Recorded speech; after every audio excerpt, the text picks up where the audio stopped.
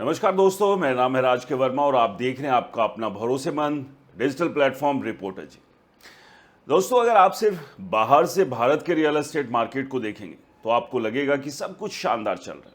हर शहर में नए टावर लॉन्च हो रहे हैं, लग्जरी फ्लैट्स के विज्ञापन टीवी से लेकर सोशल मीडिया तक छाए हुए, बिल्डर्स करोड़ों रुपए मार्केट में जला रहे हैं, बड़े बड़े रियल एस्टेट एक्सपो हो रहे हैं और ऐसा माहौल बनाया जा रहा है कि प्रॉपर्टी मार्केट में अभी भी बूम चल रहा है। लेकिन असली कहानी क्या है? असली कहानी है कि मार्केट ऊपर से जितना चमकदार दिख रहा है, अंदर से उतना ही खोखला होता जा रहा है। और जब धीरे धीरे भारत के रियल एस्टेट सेक्टर में एक साइलेंट रिसेशन घुस चुकी है, ऐसी रिसेशन जो बाहर से दिखाई नहीं देती लेकिन अंदर से पूरी इंडस्ट्री को खोखला कर देती है। क्योंकि यहाँ क्रैश अचानक नहीं आता, पहले सेल्स धीरे धीरे गिरती है, फिर बायर गायब होते हैं, फिर इन्वेंट्री जमा होने लगती है और आखिर में बिल्डर कैश क्रंच में फंस जाते हैं। और अभी भारत में बिल्कुल वही पैटर्न दिखाई दे रहा है। सबसे बड़ा कारण है मिडल ईस्ट में बढ़ता तनाव, क्रूड ऑयल शॉक्स और उससे पैदा होती महंगाई। दोस्तों, रॉयटर्स की रिपोर्ट के मुताबिक मिडल ईस्ट तनाव की वजह से ऑयल मार्केट में दबाव है और ग्लोबल इन्वेस्टर्स को डर है कि अगर सप्लाई चेन प्रभावित हुई तो क्रूड प्राइसेस और ऊपर जा सकते हैं। अब आम आदमी सोचता है कि ऑयल महंगा होने पर रियल एस्टेट से क्या लेना देना, लेकिन असली खेल यहीं से शुरू होता है। क्योंकि ऑयल महंगा मतलब ट्रांसपोर्ट महंगा, सीमेंट महंगा, स्टील महंगा, टाइल्स महंगी, पेंट महंगा, यहाँ तक कि मजदूरी तक महंगी। यानी पूरा कंस्ट्रक्शन कॉस्ट ऊपर चला जाता है। और कंस्ट्रक्शन कॉस्ट बढ़ती है तो बिल्डर दो रास्ते चुनता है, या तो फ्लैट महंगे करो या फिर प्रोजेक्ट को डिले करो। और दोनों ही हालत में बायर फंसता है। कुछ एक्सपर्ट्स चेतावनी भी दे रहे हैं कि मिडल ईस्ट संकट लंबे समय तक ऑयल प्राइस को ऊंचा रख सकता है, जिससे इंडिया की जीडीपी ग्रोथ और कंजप्शन दोनों प्रभावित हो सकते हैं। अब जरा ग्राउंड रियलिटी देखिए। 2021 से 2024 तक कोविड के बाद रियल एस्टेट में एक आर्टिफिशियल बूम आया था। लोगों ने सोचा प्रॉपर्टी ही सबसे सेफ इन्वेस्टमेंट है। इन्वेस्टर्स ने मल्टीपल फ्लैट्स खरीदे, एनआरआईज ने पैसा लगाया, लो इंटरेस्ट रेट की वजह से होम लोन सस्ते थे। लेकिन अब पिक्चर बदल चुकी है, ईएमआई बढ़ चुकी है, जॉब मार्केट कमजोर हो रहा है, आईटी सेक्टर में हायरिंग स्लो डाउन है, स्टार्टअप्स ले ऑफ हुए हैं और मिडिल क्लास की सेविंग लगातार दबाव में। यही वजह है कि 2025 आते आते हाउसिंग डिमांड धीरे धीरे कमजोर पड़ने लगी। प्रॉप टाइगर की रिपोर्ट के मुताबिक टॉप 8 इंडियन सिटीज में हाउसिंग सेल्स करीब 12% गिर गई और नई हाउसिंग सप्लाई में भी कमी देखने को मिली। यानी बिल्डर खुद समझ चुके हैं कि डिमांड कमजोर हो रही है, इसलिए नए प्रोजेक्ट की स्पीड धीमी की जा रही है। लेकिन सबसे बड़ा सवाल है कि अगर डिमांड गिर रही है तो प्राइसेस क्यों नहीं गिर रहे? यही साइलेंट रिसेशन का सबसे खतरनाक हिस्सा होता है दोस्तों, क्योंकि रियल एस्टेट मार्केट में कैश पहले प्राइस से नहीं सेल से आता है। बिल्डर अपनी प्रेस्टीज बचाने के लिए खुलकर प्राइस कट नहीं करता, क्योंकि अगर उसने ओपनली रेट गिरा दिए तो पूरा मार्केट पैनिक में चला जाएगा। एग्जिस्टिंग बायर गुस्सा हो जाएंगे, इन्वेस्टर्स भाग जाएंगे और बैंक दबाव डालना शुरू कर देंगे। इसलिए बिल्डर बाहर से प्राइस स्टेबल दिखाता है, लेकिन अंदर क्या करता है? हिडन डिस्काउंट देता है, फ्री पार्किंग देता है, जीरो फ्लोर राइज देता है, modular kitchen free, GST absorb, stamp duty offer, EMI holiday. यानी सीधे शब्दों में फ्लैट की असली कीमत धीरे धीरे गिर रही है, लेकिन मार्केट को स्टेबल दिखाया जा रहा है। यही वजह है कि आपको बाहर से मार्केट मजबूत दिखता है जबकि अंदर डिमांड टूट रही है। जेएलएल की एक रिपोर्ट इस तरफ इशारा करती है। रिपोर्ट के मुताबिक टॉप 7 इंडियन सिटीज में Q1 हाउसिंग सेल्स में लगभग 12% गिरावट दर्ज की गई और सिर्फ मेट्रो सिटी ही नहीं, टियर 2 सिटीज तक में असर दिखने लगा। प्रॉप इक्विटी डेटा के मुताबिक टियर 2 हाउसिंग सेल्स में करीब 10% की गिरावट आई। अब सोचिए, टियर 2 सिटी मतलब वो शहर जहां मिडिल क्लास और स्मॉल इन्वेस्टर्स सबसे ज़्यादा एक्टिव रहते हैं। अगर वहीं डिमांड कमज़ोर पड़ रही है तो इसका मतलब मार्केट के अंदर लिक्विडिटी क्राइसिस धीरे धीरे शुरू हो चुका है। लेकिन कहानी यहीं खत्म नहीं होती। असली खतरा अब ईएमआई और इन्फ्लेशन का कॉम्बिनेशन बन चुका है। आज एक मिडिल क्लास बायर को सिर्फ फ्लैट नहीं खरीदना, उसे 20 से 25 साल की ईएमआई भी उठानी है। ऊपर से बच्चों की फीस है, मेडिकल कॉस्ट है, फ्यूल प्राइसेस जो बढ़ रहे हैं, बिजली बिल, फूड इन्फ्लेशन, हर तरफ खर्चा बढ़ रहा है। आरबीआई भले ही रेट तुरंत ना बढ़ाए, लेकिन बैंक होम लोन सस्ते करने के मूड में नहीं दिख रहे।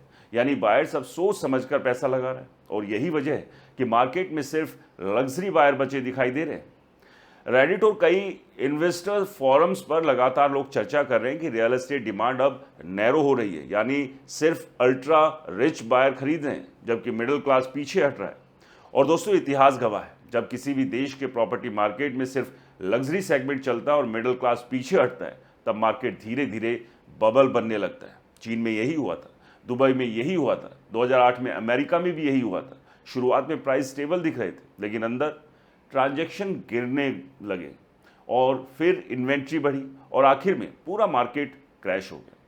भारत में अभी वही शुरुआती संकेत दिखाई दे रहे हैं। बिल्डर बाहर से कॉन्फिडेंस दिख रहा है, लेकिन अंदर उन्हें डर है कि अगर सेल्स और धीमी हुई तो कैश फ्लो टूट जाएगा, क्योंकि रियल एस्टेट इंडस्ट्री सिर्फ प्रॉफिट से नहीं चलती, कैश फ्लो से चलती है।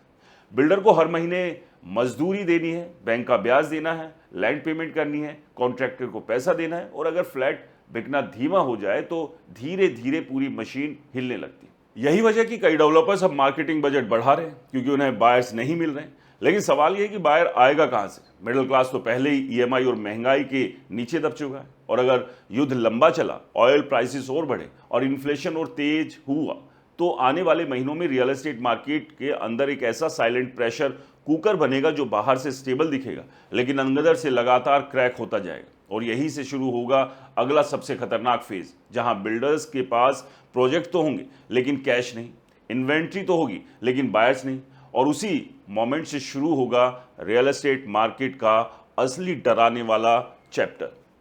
दोस्तों, रियल एस्टेट मार्केट में सबसे बड़ा खतरा तब पैदा होता है जब ऊपर से क्रेन चलती दिखाई देती है, नए प्रोजेक्ट्स लॉन्च होते दिखाई देते हैं, बिल्डर टीवी और सोशल मीडिया पर करोड़ों के विज्ञापन चलाते दिखें, लेकिन अंदर से फ्लैट बिकना धीमा पड़ जाए।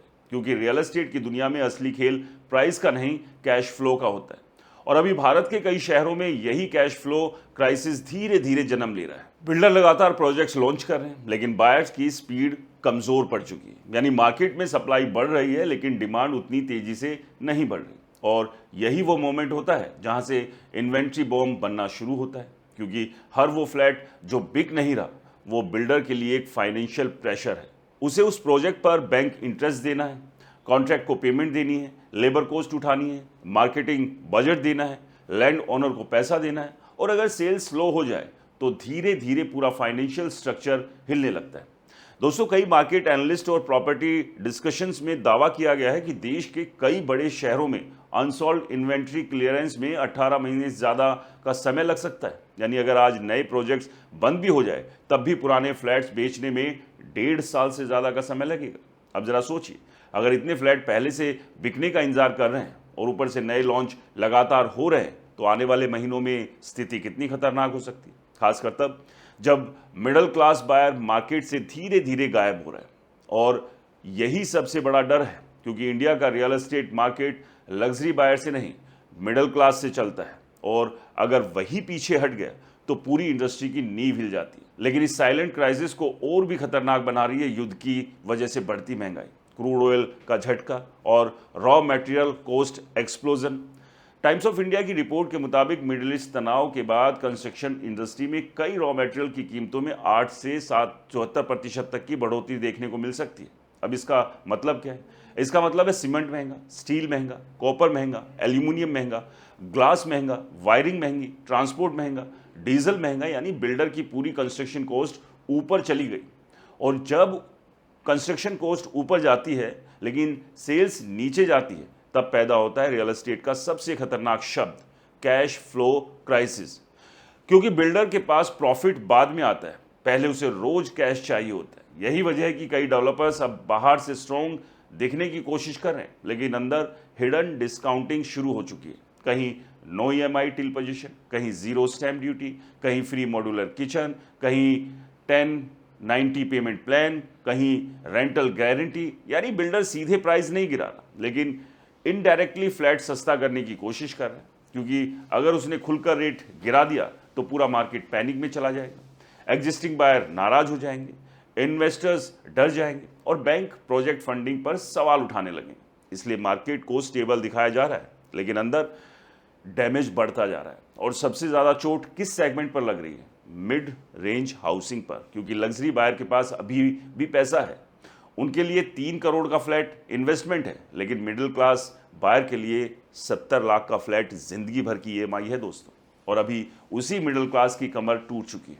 फ्यूल महंगा, फूड महंगा, स्कूल फीस महंगी, हेल्थ कॉस्ट महंगी, जॉब सिक्योरिटी कमज़ोर हो रही है, ऊपर से ईएमआई का प्रेशर। ऐसे में आम बायर जब प्रॉपर्टी खरीदने से पहले 10 बार सोचने लगे।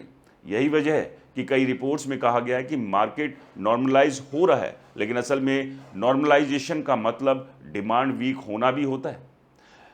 एक मीडिया रिपोर्ट के मुताबिक 2025 में इंडियन हाउसिंग मार्केट में सेल्स कमज़ोर हुई, जबकि प्राइस ऊपर बने रहे। अब यही सबसे बड़ा डेंजर साइन है, क्योंकि अगर सेल्स गिर रही है लेकिन प्राइस आर्टिफिशियली ऊपर रखे जा रहे हैं, तो इसका मतलब मार्केट की नेचुरल डिमांड कमज़ोर हो चुकी है। और जब मार्केट अपनी नेचुरल डिमांड खो देता है, तब क्रैश धीरे धीरे अंदर से शुरू होता है।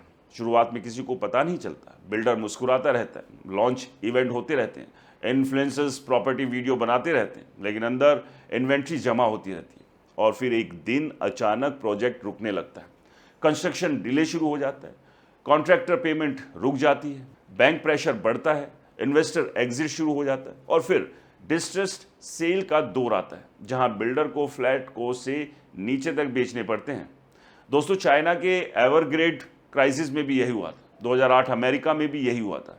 शुरुआत में सबको लगा मार्केट स्टेबल है, लेकिन अंदर डेब्ट और अनसॉल्व्ड हाउसेस का पहाड़ बन चुका था। भारत में अभी वही शुरुआती संकेत दिखाई दे रहे हैं, खासकर तब जब ऑनलाइन फोरम्स और रेडिट जैसे प्लेटफॉर्म पर इन्वेस्टर्स तक बोलने लगे हैं कि रियल एस्टेट डाउन टर्न शुरू हो चुका है। अब ध्यान दीजिए सबसे बड़े खतरे पर। अगर युद्ध लंबा चला, ऑयल प्राइसेस लंबे समय तक ऊंचे रहे, इन्फ्लेशन बढ़ती रही और आरबीआई या बैंक ने लोन रेट्स नीचे नहीं किए, तो अगले 6 से 12 महीनों में रियल एस्टेट मार्केट के अंदर एक साइलेंट ब्लास्ट हो सकता है। ऐसा ब्लास्ट जो टीवी पर ब्रेकिंग न्यूज़ बनकर नहीं आएगा, लेकिन धीरे धीरे पूरे सेक्टर को हिलाना शुरू कर देगा। ऊपर से बिल्डर मुस्कुराते दिखेंगे, लेकिन अंदर उनका कैश खत्म हो गया होगा। और जैसे ही कैश फ्लो टूटता है, वैसे ही सबसे पहले प्रोजेक्ट डिले शुरू होता है, फिर कॉन्ट्रैक्टर पेमेंट अटकती है, फिर बायर पोजीशन के लिए भटकते हैं, फिर लोन डिफॉल्ट बढ़ते हैं, फिर इन्वेस्टर एग्जिट करते हैं, और आखिर में डिस्ट्रेस्ड सेलिंग शुरू हो जाती है। यानी वही फ्लैट जो आज लग्जरी इन्वेस्टमेंट अपॉर्चुनिटी बताकर बेचा जा रहा है, कल डिस्काउंट पर निकलने लगता है। यही वो दौर होता है जहां रियल एस्टेट की असली हवा निकलती है। और सबसे बड़ा सवाल अब यही है, क्या भारत का प्रॉपर्टी मार्केट भी धीरे धीरे उसी रास्ते पर बढ़ रहा है, जहां ऊपर से स्टेबिलिटी दिखती है लेकिन अंदर एक बड़ा फाइनेंशियल अर्थक्वेक तैयार हो रहा है। तो दोस्तों, ये है भारतीय रियल एस्टेट की असल हकीकत, क्योंकि पहले से ही मार्केट में एक बड़ा स्लोडाउन चल रहा है। अब युद्ध की मार ने उसे और ज़्यादा बढ़ा दिया है।